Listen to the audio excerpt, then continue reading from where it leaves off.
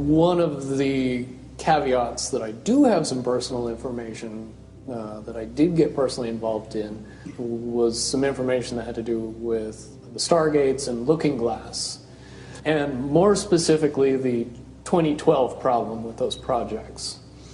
The popular opinion of what's out there right now is that the project was shut down because there was a problem when we approached 2012. I've heard it described a number of ways, but to my knowledge, the problem is that the timelines converge on that point in time. And when you know enough about the Stargate projects and the Looking Glass project to know how string theory works and how the possibility of possibilities works and how making one choice over here doesn't necessarily mean that the other choice couldn't exist at the same time. But once you get your brain wrapped around this subject, you find out that at the end of 2012, in an easy way to put it, the choices that we make become less and less consequential to the future. And eventually we're pushed into this bottleneck of time, no matter which choice we make. And that's important to the people that had access to Looking Glass because they would use Looking Glass knowing the choices that they would make and the future would pop up. The big mistake was coming up with the possibility of future. And when we started using a computer to say, well, if we make this choice, it's 79% possible that this scenario happens, and 23% are possible, or whatever, I'm using round numbers, that this scenario would happen. The understanding at the time was that was realistic. However, if you go down the road further and free will continues to exercise itself on this game, that 79% possibility sometimes changes very, very fast. But if you look at the situation in a point of time, it seems very realistic that that's the greatest possibility. What happened was people, very smart people, began to figure out that something big was coming up.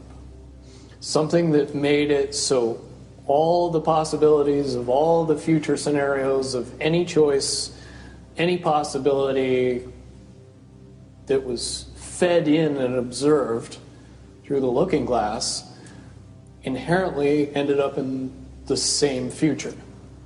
And no decision, no possibility changed past a certain point. That's the big secret. All possible timelines lead to the same basic set of history in the future. That is what sends everybody that has all of the information, that knows everything, into a blind panic. The people that know everything about Looking Glass, that have gotten all the reports and all the information, the elites of the world, probably figured out that that was the end of the game.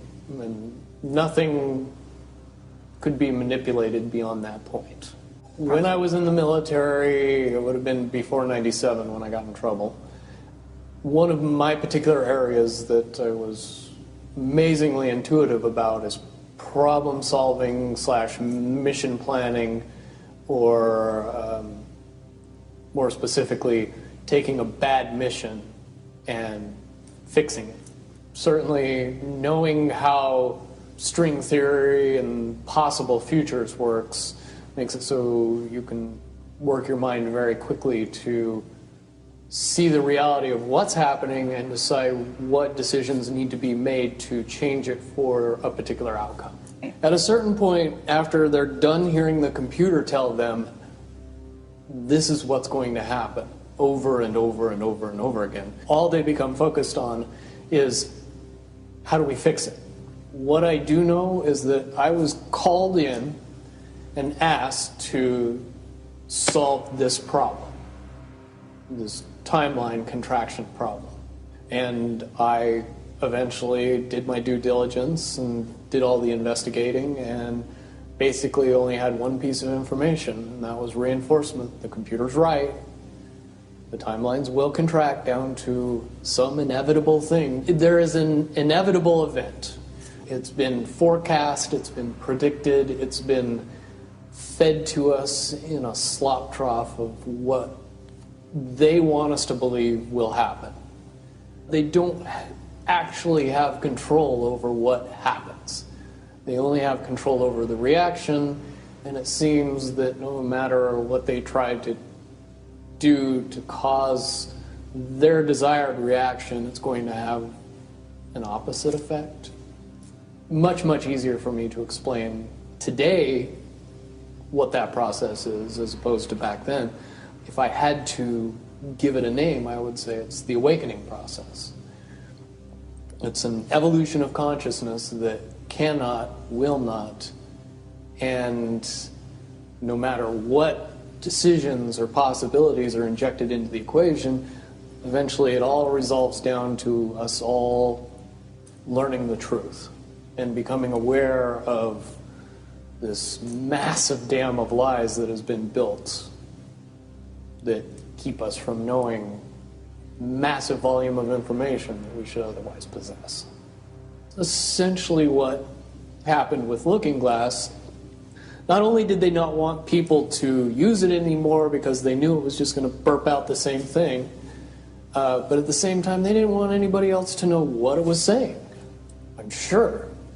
Because that information was of a monumental concern when I was in the military about how to prevent this inevitability. Now, at first I thought it was end of the world.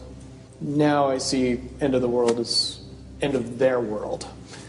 The biggest cherry on top of all this conversation would be a synopsis to say that if I could convince everybody out there that for all intents and purposes, what we believe to be true eventually becomes true.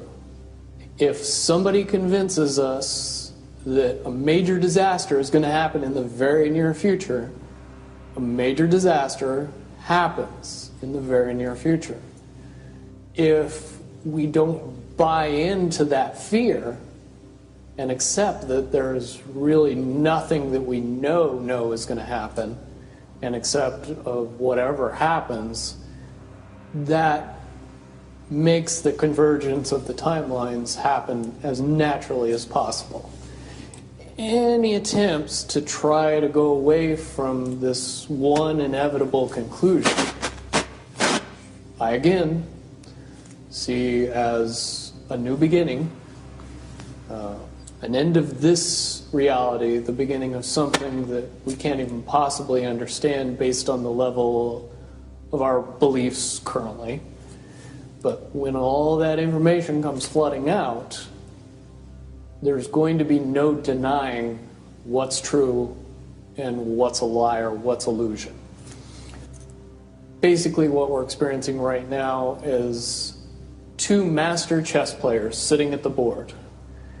And one of them looks down at the board and sees that he's in checkmate in 7 moves.